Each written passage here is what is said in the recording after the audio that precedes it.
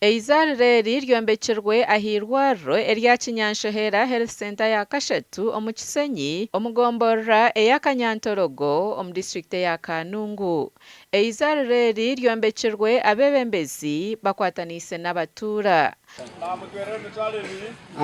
Bamutwerera ebiri. Safari Christopher niwayebembire ehurru ey'okwombeka eizaariro kandi araganiise kugumizamu nakwatanisa n'abatuura omu kuryombeka okushaka omu gavumenti okuritunguura. Kandi ab'omuringo gwena nibazamu n'obuyokuba atari kuba nti n'omusiraamu nabaasa kwisha abaase kuza ah'irwariro n'obuhereza bwa bingi nicyo kyatumire nahagira munonga kugira ngu tuteho amaani ribaase kubaho.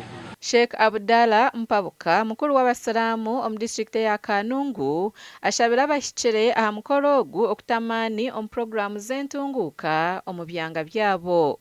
Twena abanyikiriza zoona tukole ruhanga nayenda ngu tukole akatwe ebiganja bitano ebi tarabihire ebindi bihangwa byona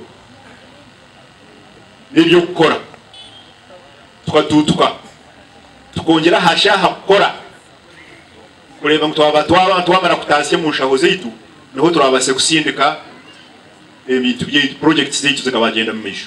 Kandi government base kutwatiraho twina abashaho nibatwaga n'emibazi mpora tulindire nko turayika hidara ryo kutunga PSG tube twagira ki twakira ebintu bituri kwetaga currently ntwetagamo ebitanda ntwetagamo imifarasi ntwetagamo ubutando bw'abana katugira abazarwa bene asphyxia za incubator nituzetaga.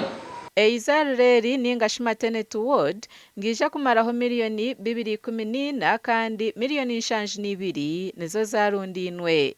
Amakuru aga gashakwa Weza Wilfred omuri Kanungu.